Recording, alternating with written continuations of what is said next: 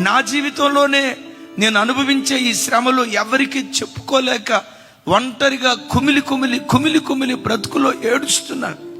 ఎందుకో నా జీవితంలోనే శ్రమలు ఎక్కువ వస్తున్నాయి అని ఒకవేళ ఈరోజు మాట్లాడుతున్నావా?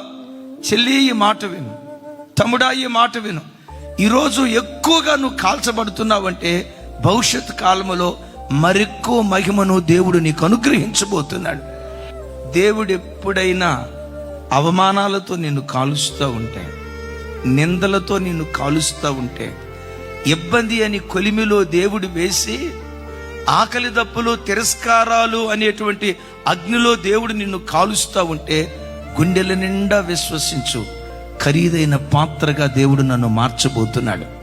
ఓ విలువైన వాడిగా దేవుడు నన్ను మార్చబోతున్నాడు. కానీ నశించిపోవటానికి దేవుడు నన్ను కాల్చటలేదని, కాల్చేటప్పుడు ఆయన చిత్తానికి నీవు అప్పగించుకొందువుగాక.